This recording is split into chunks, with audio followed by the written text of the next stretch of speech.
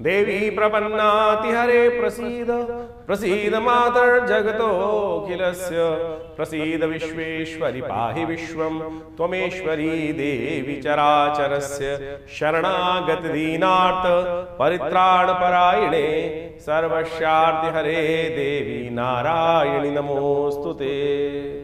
नमस्कार, स्वागत है आपका आचार्य वाणी में। मैं आचार्य डॉक्टर विक्रमादित्य आपके साथ हूँ और आज का विषय हमारा है वृषभ। शुक्र प्रधान वृषभ राशि वालों के लिए ग्रहों का योग 4 तारीख बृहस्पतिवार का अवसर, द्वादशी तिथि विद्यमान है और इस दिन ग्रहों का परिवर्तन का योग बनता दिखाई दे रहा है और ये परिवर्तन आपकी राशि में बहुत बढ़िया ही है।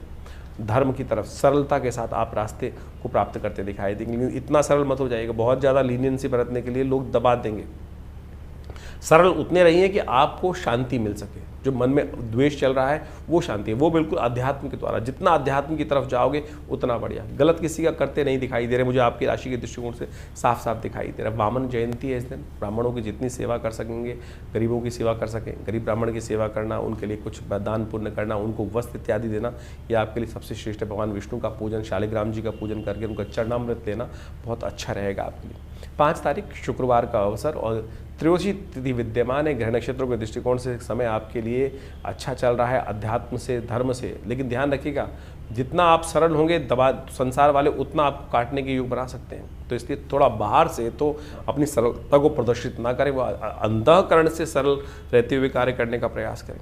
कहा जाता है संसार में हर शाख पे उल्लू बैठा है, कहीं ना कहीं आपको कष्ट देने के लिए योग बना रहा है। इस समय आपकी सरलता का नाजायज़ फायदा लोग उठाने का कार्य कर सकते हैं। तो इसलिए इस बात का ध्यान रखते हुए कार्य करना है कि अपनी सरलता प्रदर्शन नहीं करनी है। अंदर से नरम रहे, बाहर से थोड़ा अवश्य अस्त्र शस्त्र लेकर, जैसे भगवान विनायक होते हैं ना, अस्त्र शस्त्र लेकर उपस्थित है भगवान गणेश जो हैं, लेकिन अंदर से कितने कोमल है कि कोई जाकर हाथ जोड़ता है तो खट से उसको अभयता का वरदान दे देते हैं। इस बात को हमेशा रखना चाहिए। शुक्र प्रदोष है इस दिन। आपकी राशि के दृष्टिकोण से सबसे अच्छा रहेगा कि आप इस दिन विशेष तौर पर दही के द्वारा भगवान का अभिषेक करने का प्रयास करें। सुगंधित तेल के द्वारा, सुगंधित जो इत्र है उनके द्वारा भगवान शंकर का शाम के समय सूर्यास्त के बाद अभिषेक करने का प्रयास करें। भगवान की कृपा आप पर प्राप्त होगी। 6 तारीख शनिवार का अवसर, चतुर्दशी तिथि, अनंत चतुर्दशी का सुंदर योग बनकर तैयार है। ग्रह नक्षत्रों के दृष्टिकोण से आपकी राशि में जो परिवर्तन हो रहा है वो आपके लिए बहुत विशेष है। ये दिखा रहा है आपके लिए नया चीज़ें, उम्मीद जागने के योग बनेंगे, चीज़ों को पॉजिटिव वे देने के योग बनेंगे। लेकिन ध्यान रखना, मन और राहु का एक साथ योग बन रहा है। सब कुछ आपके पास होते हुए भी चीज़ें आपको थोड़ी देर में दिखाई देने के योग बनेंगे। इन 2-3 दिनों में अपने को थोड़ा ज्ञान नेत्र को बड़ा करने का प्रयास करें। बृहस्पति की दृष्टि आप पे चंद्रमा पर पड़ रही है, राहु पर पड़ रही है। ये दिव्य योग है, ये बहुत सुंदर योग बन रहा है। इससे को यूटिलाइज करने का प्रयास करें। हल्दी का टीका माथे पे लगाइए, केसर का सेवन करने का प्रयास कीजिए। गुरु के सानिध्य को लेने का, मन को गुरु के सानिध्य में। मन की क्या हो रहा है, गजकेसरी योग बोल देते हैं लोग, लेकिन हो क्या रहा है कि मन पर बृहस्पति गुरु की दृष्टि पड़ रही है। तो संसार में अच्छे लोगों के विचार को समझने का प्रयास करें और उससे राहु के चक्कर में फंसाना। राहु और चंद्रमा की युति भी है और वहाँ फंस गए तो दिमाग धनिया हो जाएगा। तो इसलिए सही व्यक्ति की, जब अपने दिमाग से काम ना चल रहा हो तो सही व्यक्ति की सलाह लेते हुए कार्य करने का प्रयास करना चाहिए, वो अच्छा रहेगा। अनंत चतुर्दशी है, पुण्य कार्य को करने का दिवस है। जितना पुण्य करोगे उसका अनंत गुना फल प्राप्त होगा, जितने पाप करोगे उसका अनंत गुना पाप जीवन आपके साथ जुड़ जाएगा। तो इसलिए शुभ करने का प्रयास करें, गणेश जी का पूजन करने का प्रयास करें। शनिवार का दिन चल रहा है और आपकी राशि में शनि महाराज इन दिनों लाभ के रास्ते खोल रहे हैं। तो शनि का भी उपाय जितना करोगे, हनुमान चालीसा का पाठ 100 पाठ हनुमान चालीसा करवाइए अपने लिए। जो शतबार पाठ पढ़ जो ही छूट ही बंद महासुख होई, इस बात का ध्यान रखते हुए कार्य करेंगे तो अच्छा रहेगा। 7 तारीख का दिन रविवार का दिन है और उस दिन पूर्णिमा का योग बन रहा है। इस दिन से श्राद्ध भी आरंभ हो रहे हैं और साथ साथ इस दिन ग्रहण का योग भी है। आपकी राशि के दृष्टिकोण से उसका प्रभाव क्या है वो भी हम आपको बताने जा रहे हैं। विशेष तौर पर वो भी आपको समझ लेना चाहिए, लेकिन ग्रहण क्या करने जा रहा है वो पहले आप समझें। भाद्रपद पूर्णिमा के दिन चंद्र ग्रहण लग रहा है और ये ग्रहण बहुत विशेष है। इस ग्रहण को आपको अच्छे से समझ लेना चाहिए। ग्रहण किस कारण से कहाँ पड़ रहा है और किसका प्रभाव किस प्रकार से होगा। ये ग्रहण जो है 3.5 घंटे का ग्रहण है और पूरे भारत में सब जगह दृश्य रहने वाला है। इसका प्रभाव भी बड़ा विचित्र प्रकार से जीवन पर पड़ने के योग बनने वाले हैं। चंद्रमा जिस प्रकार से शनि की राशि में स्थित होकर ये ग्रहण का योग बना रहे हैं, ये पूरी तरह से मन का और जो प्रभाव है वो विशेष तौर पर हर राशि के अनुसार से इसका प्रभाव होगा।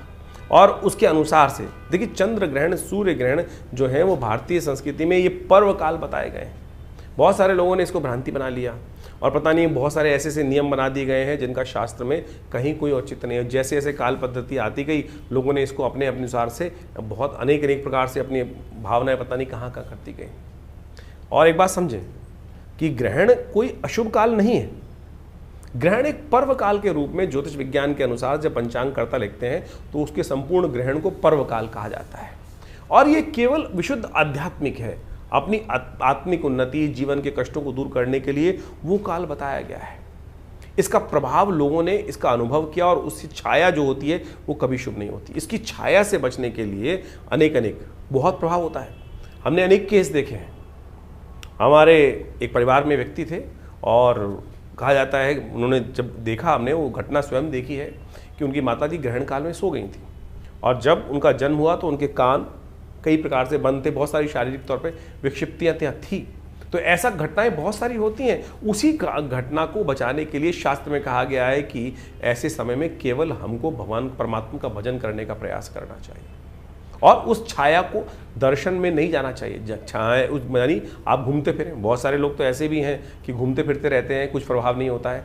शास्त्र में प्राचीन काल में ऋषियों ने इस पर शोध किया कि जो ग्रहण की किरणें होती हैं, ग्रहण का समय होता है, उसकी छाया किसी प्रकार भी शुभ नहीं मानी जाती थी, इसीलिए उससे बचने के लिए। अब आप समझे, सूर्य ग्रहण पड़ रहा हो, लोग देखने का प्रयास करते थे। खगोलीय घटना तो है, जो बाहर के वैज्ञानिक हैं वो ये केवल कहते खगोलीय घटना तो है, उसका प्रभाव पड़ रहा है। अगर देखोगे तो आंखें अंधी हो जाएंगी। आप उसकी जो ग्रिडल होती है उसको देखने के लिए, उस अंगूठी को निकलते हुए देखने के लिए लोग कितने ललायित होते हैं। देख लीजिए खुली आंखों से, क्यों प्रभाव नहीं है? ग्रहण का प्रभाव है। खुली आंखों से देखोगे खगोलीय घटना को तो आंखों में प्रभाव पड़ेगा। जब उसका प्रत्यक्ष प्रभाव है तो सूक्ष्म प्रभाव भी होगा। और ज्योतिष ने, हमारे आचार्यों ने, ऋषि मुनियों ने उसके प्रत्यक्ष के साथ साथ सूक्ष्म प्रभाव को भी समझने का प्रयास किया। तो इस प्रकार से बहुत सारे आप बच्चे देखते होंगे, कई बार क्या होता है कि ग्रहण काल में जो बच्चे जन्म लेते हैं, उसके आसपास जन्म लेते हैं और उनकी माता जी की छाया ग्रहण की पड़ गई होती है, तो कई प्रकार के पैचेस स्किन पर भी आने के योग बन जाते हैं। ज्योतिष ने इस प्रकार को भी अध्ययन किया कि जो पैचेस हैं, अंग भंग हैं, वो सब उसके कारण से हो जाते हैं, तो उससे बचने का प्रयास करना चाहिए। इसलिए कहा जाता है कि ग्रहण काल में बाहर ना निकलें। और क्या कहा जाता है, और अगर एक नियम बनाया गया, एक बहुत विशेष तौर पे समझने का नियम है, ग्रहण जो विशेष तौर पे साधना करना चाहता है उसके लिए कहा गया कि उस समय भोजन ना करें, और भोजन ना करें उस समय बैठकर भजन करें, परमात्मा का आराधना करने का प्रयास करें। और यदि वो नहीं करेंगे तो क्या होता है उसके लिए, और उसके साथ साथ ये नियम बताया कि उनके लिए नियम है कि आप ग्रहण का जब सूतक काल आरंभ हो जाए तो आप भोजन ना करें और उस समय अपने आप को तैयार करें। जब ग्रहण आ जाए तो उस समय साधना करें, मंत्र जप करें और दान पुण्य करें। ग्रहण के आरंभ में आपको स्नान करना चाहिए, ग्रहण काल में यज्ञ करना चाहिए और ग्रहांते दानम, ग्रहण के अंत में दान करने की व्यवस्था है। ये नहीं तो बहुत सारे लोग क्या करते हैं कि ग्रहण काल में कौन दान लेगा? ग्रहण काल के अंत में हमें दान देने का प्रयास करना चाहिए। ग्रहण काल में जो कार्य किया जाता है, कहा जाता है उसका 100 गुना अधिक प्रभाव पड़ता है। तो इसलिए ग्रहण को पर्व कहा गया है। जो मंत्र आप जब साधारण समय में करेंगे, यदि मानसिक तौर पर ग्रहण के समय में उस मानसिक जप को कर लें तो उसका कई गुना अधिक प्रभाव हो जाता है।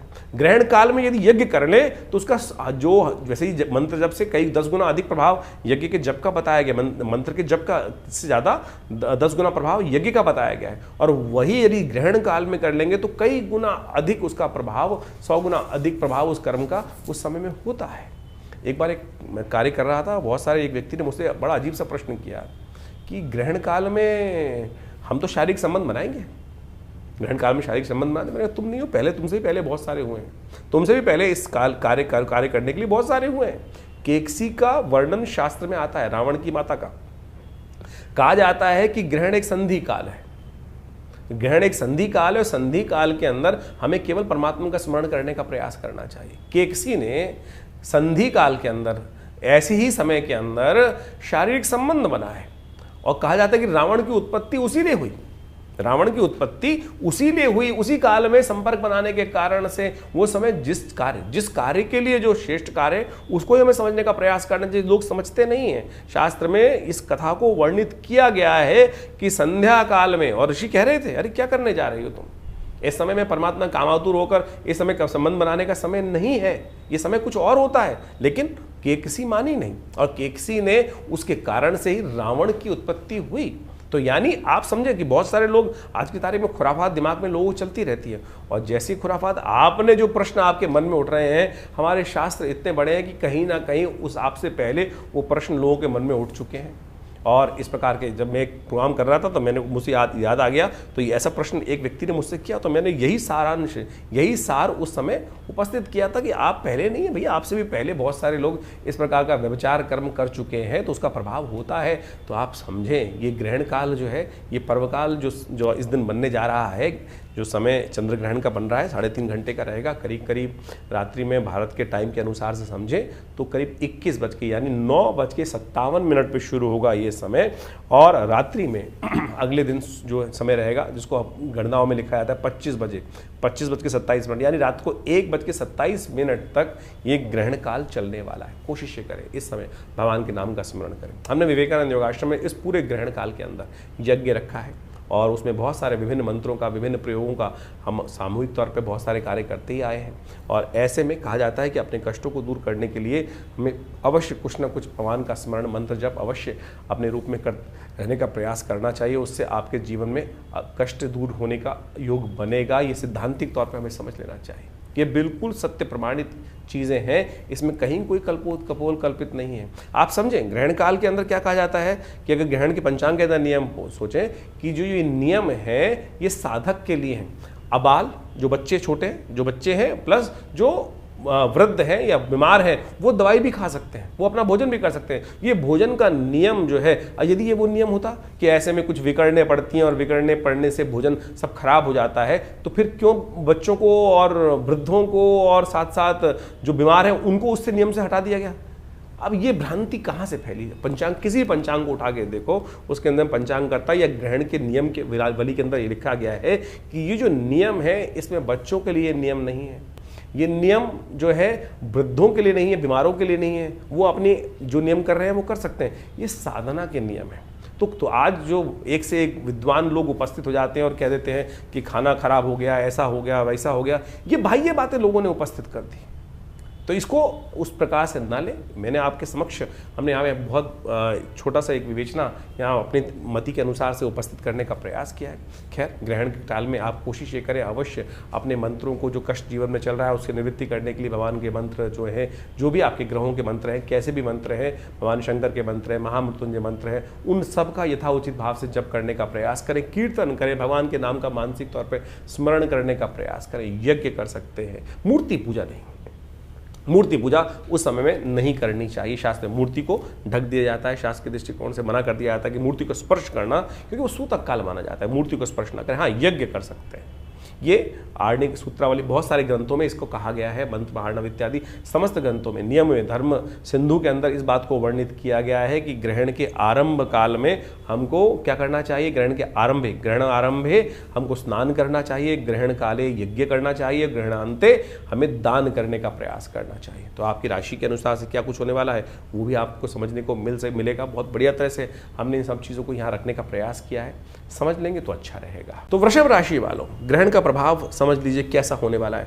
वृषभ राशि के संबंध में यदि हम बात करें तो ये चंद्र ग्रहण का प्रभाव आपके लिए थोड़ा मानसिक तौर पर कष्ट देने के योग बना सकता है। आपके राज्य भाव में बैठे हुए राहु के साथ चंद्रमा जो हैं, बृहस्पति की दृष्टि उन पर जरूर है, लेकिन वो कहीं ना कहीं मानसिक तौर पर अवसाद देने के योग आपकी राशि के बना सकते हैं, चिंताएं बढ़ाने के योग बना सकते हैं। तो आने वाले 2-3 महीने खास तौर पे आपको ध्यान रखते हुए कार्य करने की ज़रूरत रहेगी। वृषभ राशि वालों के लिए ग्रहण का जो प्रभाव है, जहाँ ग्रहण का प्रभाव वहीं होता है जहाँ ग्रहण पड़ रहा होता है। ऐसा नहीं है कि ग्रहण जहाँ नहीं दिखाई दे रहा वहाँ उसका प्रभाव नहीं, बिल्कुल नहीं होगा। ग्रहण जहाँ समय पर आप हैं, जहाँ ग्रहण पड़ा है, उस ग्रहण काल में आप थे, उस क्षेत्र में आप थे, तभी आप पर उसका प्रभाव होने के योग दिखाई देंगे। तो ऐसे में ग्रहण काल के दौरान आपकी राशि के दृष्टिकोण से चावल का दान करना आपके लिए बहुत श्रेष्ठ रहेगा। जितना चावल का दान करने का प्रयास करोगे उतना अच्छा रहेगा। देखिए इस समय गोचर में करीब अभी 1 साल के लिए राहु महाराज आपके लिए बहुत खराब चल रहे हैं, जो आपकी प्रोग्रेस होने के लिए रोक रखे हैं। सही विजन आपको दिखाई नहीं दे, सफलता में कलंक लगाने के योग बना रखा है। तो आप इस समय ग्रहण काल में हो सके तो चंद्रमा का मंत्र और राहु के मंत्र का जप करने का प्रयास करें। हमारे इस चैनल पर आप जाकर उन मंत्रों को सुन सकते हैं। यदि आपको याद है ओम भ्रांग भ्रींग भ्रौंग से राहवे नमः, इस मंत्र का याद करके आप उसका जप कर सकते हैं। नहीं तो हमने अपने चैनल पर आप 108 बार इन मंत्रों को उपस्थित कर दिया है। आप उस समय इस मंत्र को चांट लगा दीजिए। इस मंत्र का यज्ञ भी कर सके तो 100 गुना अधिक प्रभाव होगा। नहीं तो ये पूरा साल जो है राहु ने आपके लिए कष्ट देने का योग बना रखा है। इस ग्रहण काल में आपको लाभ लेने का सुंदर प्रयास करना चाहिए। ये विशेष प्रयोग हम बताने का प्रयास करें, और जैसा हमने कहा चावल का दान, अन्न का दान अवश्य करने का प्रयास करें, क्योंकि ये ग्रहण का प्रभाव जो है मानसिक तौर पर चिंताओं को थोड़ा बढ़ाने के योग आपकी राशि में बनाता दिखाई दे रहा है। ध्यान रखते हुए कार्य करेंगे तो अच्छा रहेगा। रविवार के दिन ग्रहण पड़ रहा है। सूतक काल इस ग्रहण का जो है वो करीब करीब 10 घंटे पहले आरंभ होता है, तो करीब करीब सुबह 10 बजे के बाद से ये ग्रहण काल का सूतक आरंभ हो जाएगा। तो उससे पहले सत्यव्रत भी कर सकते हैं, सत्यायनी कथा भी सुन सकते हैं, उससे पहले सुन लीजिएगा। और साथ साथ उस दिन पूर्णिमा भी है, तो पूर्णिमा का श्राद्ध भी रहेगा। तो जिन दिवंगत आत्माओं का गमन पूर्णिमा के दिन हुआ है तो अवश्य ब्राह्मण भोजन सुबह 10 बजे से पहले आप करा देंगे तो वो बहुत अच्छा आपके लिए। गायत्री जप करना ग्रहण काल में मानसिक तौर पर आपके लिए श्रेष्ठ रहेगा। ध्यान रखिएगा रात्रि में ग्रहण पड़ रहा है, गायत्री का जप मानसिक तौर पे ही किया जाए, केवल मानसिक तौर पर करें। और यदि यज्ञ कर रहे हैं तब भी मानसिक तौर पे उसका उच्चारण करके फिर आहुति देने का प्रयास करेंगे तो उस समय अच्छा रहेगा। वैसे इस समस्त ग्रहण काल में मानसिक जप ही सबसे श्रेष्ठ है। ध्यानात्मक पूजा करना सबसे श्रेष्ठ माना जाता है, वही आप करेंगे तो आपकी राशि के दृष्टिकोण से बहुत अच्छा रहेगा। 7 तारीख के बाद अब 8 तारीख की बात कर लेते हैं। और 8 तारीख का दिन सोमवार का दिन है, प्रतिपदा उस दिन तिथि है। और ग्रहण नक्षत्रों के दृष्टिकोण से यदि हम बात करें तो समय परिवर्तन की तरफ आपको ले जाता दिखाई दे रहा है। ये परिवर्तन का समय आपकी राशि के दृष्टिकोण से हम देखें तो बहुत अच्छा रहेगा। पहला समय जो है आपके लिए मेहनत के अनुसार से लाभ देने के योग बना रहा है, और उसके बाद से जो मेहनत आप करेंगे वो लाभ देने का रास्ता भी आपके लिए खुलता दिखाई देगा। इस दिन प्रतिपदा का श्राद्ध है, यानी जिनका गमन प्रतिपदा को हुआ है उनके निमित्त अवश्य ब्राह्मण भोजन इत्यादि, तर्पण इत्यादि अवश्य आपको करना चाहिए। ये पितरों के निमित्त आपका दायित्व है, श्रद्धा का समर्पण है, उसको अवश्य करने का प्रयास करें। 9 तारीख मंगलवार का अवसर, द्वितीया तिथि इस दिन विद्यमान रहेगी ग्रह दृष्टिकोण से, और सर्वार्थ सिद्ध योग भी बना हुआ है। ग्रह नक्षत्रों के दृष्टिकोण से ये योग आपके लिए कई प्रकार से ग्रहों का परिवर्तन का रास्ता दिखाई दे रहा है, लेकिन शनि के साथ चंद्रमा विराजमान होकर ऐसे योग बना रहे हैं। ध्यान रखना पड़ेगा कि थोड़ा सा जो फटीचर किस्म के लोग होते हैं, जिनका कोई ठौर नहीं ठिकाना नहीं, वो आपको नुकसान कर देने के योग बना सकते हैं। तो ऐसे व्यक्तियों से दूर रहते हुए कार्य करने की ज़रूरत है। तो उनसे ऐसे जो लोग हैं जिनका कोई ठौर नहीं ठिकाना नहीं, उनसे दूर रहते हुए आपको कार्य करने का प्रयास करना चाहिए। सर्वार्थ सिद्ध योग है, नए कार्यों को आरंभ करने के लिए रास्ता आपको बनता दिखाई देगा। 10 तारीख के दिन बात करें तो बुधवार का दिन रहेगा, तृतीया तिथि इस दिन विद्यमान रहेगी। ग्रहों का योग परिवर्तन की तरफ आपको ले जाता दिखाई दे रहा है। दिन थोड़ा हल्का अच्छा दिखाई देता, लेकिन शाम आते आते थोड़ा सा शरीर पर भार पड़ सकता है। ध्यान रखिएगा, स्वास्थ्य संबंधी समस्याओं को ध्यान रखने के योग बनते हैं। आने वाले 2-3 दिन अननेसेसरी खर्चे बढ़ाने वाले रहेंगे। स्वास्थ्य के मामले में थोड़े से कष्ट उत्पन्न करने के योग बना सकते हैं। एंजाइटी थोड़ी सी बढ़ती दिखाई दे रही है, तो इस दिन विशेष तौर पर ध्यान रखिएगा। बहुत ज़्यादा एक्सर्शन करना आपके लिए अच्छा नहीं रहेगा। जो इन्फेक्शन वाले लोग हैं, कोई जुकाम सर्दी वाले लोग हैं, उनसे थोड़ी दूरी बना के रखिएगा, नहीं तो वो इन्फेक्शन आप पर लग सकता है। आपकी राशि के दृष्टिकोण से स्वास्थ्य लाभ के लिए अच्छा रहेगा कि आप विशेष तौर पर गणेश जी का स्तमन करें। स्वास्थ्य संबंधी लाभ लेने के लिए गणेश जी पर दूर्वा अर्पित करना इन दिनों अच्छा रहेगा। तो राशि के अनुसार से तो आपने अपने दिन पर दिन किस प्रकार के ग्रह योग बन रहे हैं वो आपने बहुत सुंदर तरीके से समझे। ग्रहों का प्रभाव तो वास्तविक तौर पर हर प्राणी पर, जगत के विशेष जड़ है या चेतन है, उन सब पर भी पड़ता दिखाई देता है शास्त्र के दृष्टिकोण से। और उसके प्रभाव के अनुसार से ही जीवन में, संसार में जो कुछ परिवर्तन के योग बनते हैं वो बहुत अच्छे से समय समय पर लोग उसको अवगत कराते ही रहते हैं हम लोग आपको। लेकिन आपके जीवन में ग्रहों का प्रभाव किस प्रकार से है और उस आने वाले प्रभाव को समझकर जीवन में परिवर्तन का रास्ता हम सब प्राप्त कर लें, शुभ प्राप्त करने के योग बना लें, वो ज्योतिष का वास्तविक उद्देश्य है और उसको हमें अच्छे से समझना चाहिए।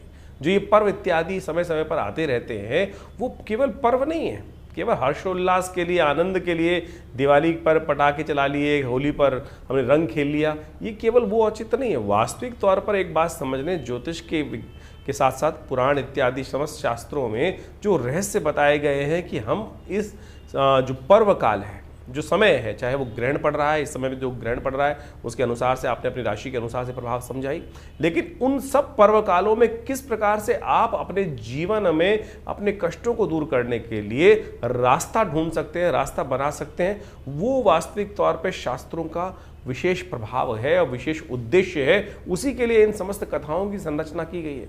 ये केवल इतिहास नहीं है। बहुत सारे लोग केवल इतिहास में केवल आनंद से समय काटने के लिए इन कथाओं का श्रवण कर लेते हैं। नहीं साहब, ये वास्तविक तौर पर हमारे जीवन में उन सिद्धांतों से समझकर अपने जीवन के कष्टों को दूर करने के लिए, समस्याओं को दूर करने के लिए, उस परम लक्ष्य को प्राप्त करने के लिए कि आगे बढ़ सके, जीवन को शुभ कर सकें, सबकी सेवा कर सकें, उस भाव को समझने के लिए हमको ये कथाओं के कथानक जो है शास्त्रों में वर्णित किए गए हैं। अभी आपने जिस प्रकार से अपने जो प्रकार से आप समझें ये ग्रहण इत्यादि हो रहे हैं, इसका प्रभाव आपने समझाई। इसके साथ साथ जो अभी विशेष तौर पर एक बात और समझें कि श्राद्ध आरंभ हो रहे हैं। श्राद्ध का विशेष पर्व हमें समझ लेना चाहिए। ये श्राद्ध का जो काल है, ये विशेष तौर पर हमारे दायित्व का समर्पण है, ऋण का समर्पण है, ऋण से निवृत्ति का मार्ग है। जो हमारा कर्तव्य अपने पितरों के प्रति है, उससे निवृत्ति का मार्ग बताता है। और इसके ऊपर विशेष तौर पर भारतीय संस्कृति में सबसे ज्यादा शोध किया गया, और अब बाहर भी जाकर लोग इस पर शोध करने का कार्य कर रहे हैं। बहुत सारे समय समय की कथानक, बहुत सारे इंसिडेंट लोगों के समक्ष आते रहते हैं, और उन सब ने देखा कि बहुत बढ़िया तरीके से ये जो पद्धति है, इसके ऊपर बहुत विशेष तौर पर आज ही नहीं, अनादिकाल से, बहुत लंबे समय से एनी बेसेंट, डब्ल्यू लेडबीटर, इन सब ने भी ये theosophical society, India theosophical society world wide जो थी, उन्होंने बहुत जबरदस्त शोध करके दिखाए। आत्माओं से संपर्क साधने का प्रयास किया गया, और उन आत्माओं से संपर्क साधने के बाद उन विशेष तौर पर वर्णन किया गया। डब्ल्यू लेडबीटर की तो एक किताब है, इनविजिबल हेल्पर। यदि आप उस किताब को पढ़ने का प्रयास करेंगे, समझने का प्रयास करेंगे, उसमें जो इंसिडेंट बताए गए हैं उन्होंने उनको सही से समझोगे तो सही रूप से समझना कि जीवन में बहुत सारे कष्टों को दूर करने का योग बना सकते हैं। एक व्यक्ति हमारे आश्रम में आए, बहुत वर्ष पुरानी बात है, और यहीं फरीदाबाद से संबंध रखते थे, और वो हमारे आश्रम पर आकर उन्होंने अपने जीवन में घटी हुई प्रत्यक्ष घटना को वहाँ बताया। बहुत अद्भुत घटना है, समझनी चाहिए कि किस प्रकार से उस घटना क्रम से कैसे उनके जीवन में परिवर्तन आया। काल घटना है, खंड है, और निकल जाता है। एक बार एक घर में कहा जाता है, वो व्यक्ति जब आया उसने बताया कि उनके बड़े भाई की मृत्यु हो गई थी, और बड़े भाई की जब मृत्यु हो गई, उस बड़े भाई की एक लड़की भी थी जिसकी शादी नहीं हुई थी।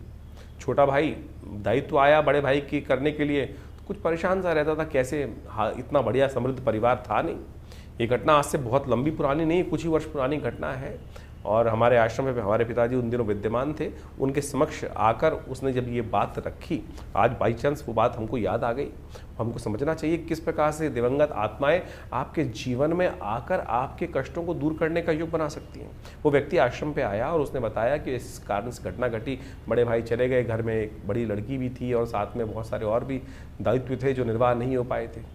एक दिन रात में जब वो छोटा भाई सो रहा था, तो उसको ऐसी ही कोई खटपट सुनाई थी, और ऐसा लगा कि जैसे बड़ा भाई जिसकी मृत्यु हो गई थी वो कह रहा हो आकर उसके कान में, कह रहे उठ, तेरे घर में चोरी होने वाली है, भैंस को कोई चुरा के ले जाने वाला है।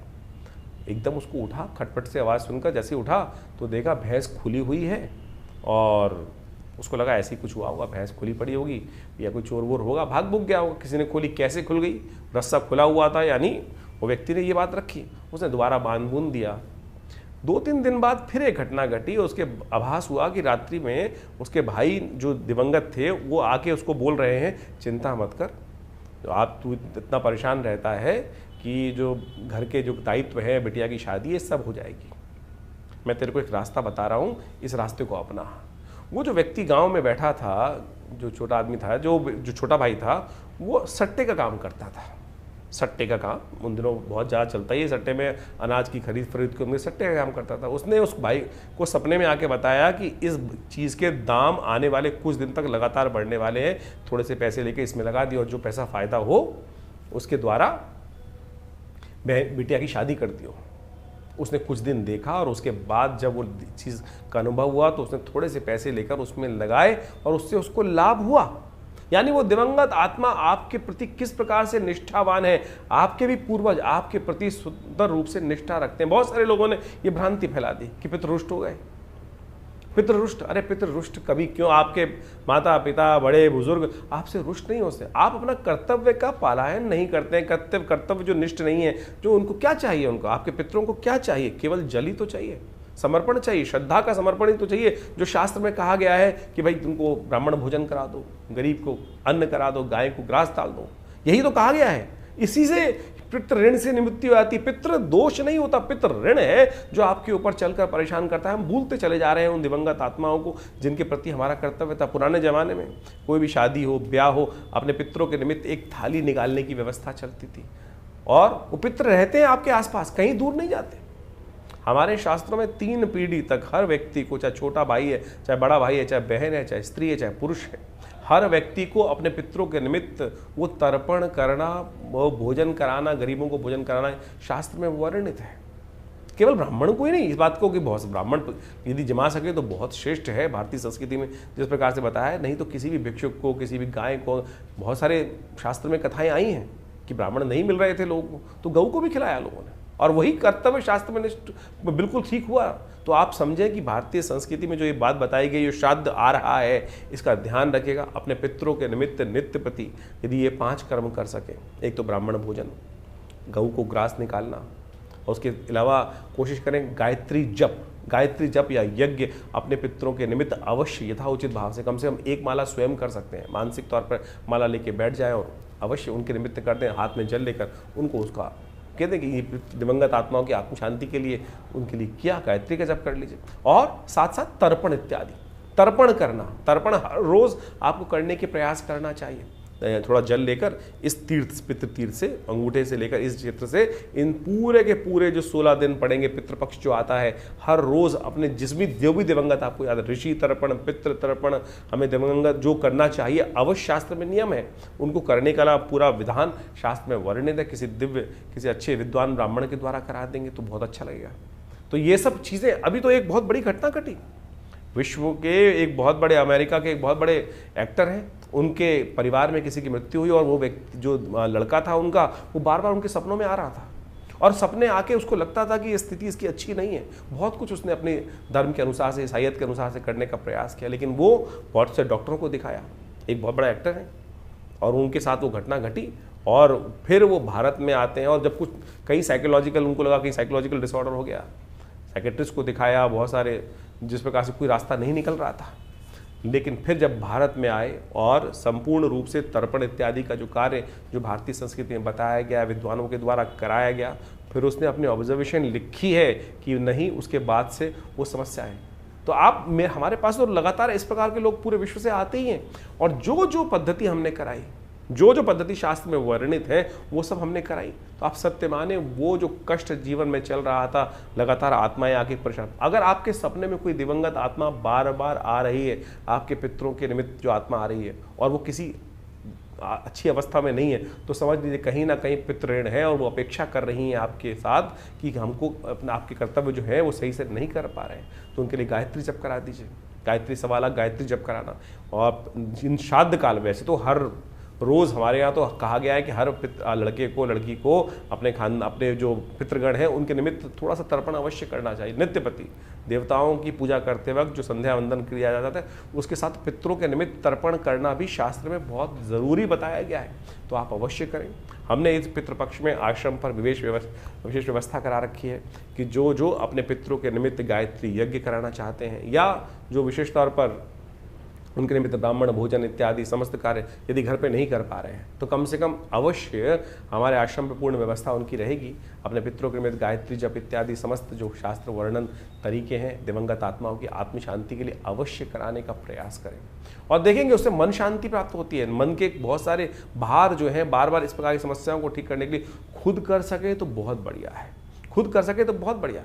अपने पितरों के निमित्त एक घटना घटी, हमारे आश्रम पर आने वाला एक जातक था, और वो खूब अच्छा पिताजी के शिष्य रहे और खूब अच्छा, बहुत बढ़िया पैसा वैसा खानदान में छोड़ के गए। और आप सत्य माने कि उनका एक दिन समय आया, शरीर पूरा हो गया। जब उनकी वार्षिक श्राद्ध कर रहे थे उनके घर वाले, तो बाई चांस वो जो कपड़े थे कुछ हल्के, जिस प्रकार के वो पहनते थे, वो किसी हल्के कपड़े लेके आए। आप समझे, उस दिवंगत आत्मा ने उस व्यक्ति को आकर बताया कि क्या मैं इतना छोड़ गया, इससे संतुष्टि नहीं हुई, क्या तुम मेरे पहनने लायक कपड़े भी उस प्रकार से नहीं कर सकते? यानी दिवंगत आत्माएं आती हैं और आपसे अपेक्षा रखती हैं इतना ही कर्म करने की आपको आवश्यकता है। बहुत सारे लोग, अभी एक हमारे पास एक व्यक्ति आया, बहुत दिन पहले मैं किसी कार्यक्रम में उपस्थित था और कार्यक्रम में उपस्थित होते हुए था, वहाँ पर उस व्यक्ति ने मुझसे प्रश्न किया, शायद टीवी पे ही था, किसी टीवी चैनल पर ही लाइव डिस्कशन चल रहा था, उस पर कॉल किया उसने कि महाराज ये बताएं कि हमारे घर में ऐसी ऐसी घटना तो नहीं हो जाएगी। मैंने कहा क्यों, क्या हुआ? बोले कि कोई बीमार है, अगर वो मर जाएंगे तो हम बर्बाद हो जाएंगे। मैंने कहा ऐसी क्या बात है, क्यों बर्बाद हो जाओगे? बोले हमारे गांव में परंपरा है कि हमारे यहाँ कोई किसी की मृत्यु होने पर पूरे घर, पूरे गांव के जो 3-4 हज़ार आदमी उनको भोजन कराने की व्यवस्था करनी पड़ती है और उसी से पितरों की निवृत्ति होती है। ये शास्त्र में कहीं वर्णित नहीं है भाई, शास्त्र में कहीं नहीं कहा गया इस प्रकार की बातें कि आप उधार लो, पैसे नहीं है और उससे लेकर लोगों को भोजन कराओ। यदि पितृ कार्य करने के लिए आप कोई पैसा उधार लेकर अपने पितरों का तर्पण इत्यादि कार्य कर रहे हैं तो पितृ उससे संतुष्ट नहीं होंगे। शास्त्र में वर्णित नहीं है। आपकी जितनी, अगर आप घास भी गाय को खिला देंगे ना तो वो भी वास्तविक तौर पर आपके पितरों के दायित्व से निवृत्ति के लिए, उनकी संतुष्टि के लिए बहुत है। आप भाव भी कर देंगे, तर्पण भी कर देंगे, जल से ही तर्पण हो सकता है। और इसका शास्त्र में कोई बहुत पैसा नहीं चाहिए किसी को। ये बात ध्यान रखें कि पैसों से पितृनिवृत्ति नहीं, आपके घर में कोई दिक्कत है बहुत ज़्यादा, इस बात को हमको अच्छे से समझ लेना चाहिए। तो ये सारी बातें हमने आपके समक्ष इसलिए रखी क्योंकि श्राद्ध पक्ष अभी आरंभ हो रहा है, हमने इस कार्यक्रम में आपको बताया। तो अवश्य इन सब चीज़ों को समझकर इनको करने का प्रयास करें। इससे आपके जीवन के बहुत सारे कष्ट दूर होने के योग अद्भुत रूप से बनेंगे। और हमारा ये संस्थान लगातार इस संबंध में बहुत सारे कार्य करता ही रहता है। समय समय में बहुत सारे यज्ञ इत्यादि, बहुत सारे कार्यक्रम चलते ही रहते हैं। आप सब उनमें जुड़ सकते हैं। हर रविवार को तो विशेष कार्यक्रम यज्ञ का होता ही है, मंगलवार को सुंदरकांड का पाठ होता है और बहुत सारे समय समय पर उत्सव के यज्ञ रहते हैं। अभी नवरात्र का यज्ञ रहेगा बहुत बड़ा, उसमें सम्मिलित सतचंडी का सुंदर कार्यक्रम रहेगा। तो ये सब जो उत्सव जिससे हमने आरंभ किया था, ये उत्सव है, ये केवल उत्सव नहीं है, ये केवल पर्व नहीं है, ये हमारे जीवन के कष्टों को दूर करने का सुंदर मार्ग है। तो अवश्य इनको हमें अपनाने का प्रयास करना चाहिए और इनसे वैज्ञानिक विधान जो है इनको समझते हुए कार्य करने का प्रयास करना चाहिए।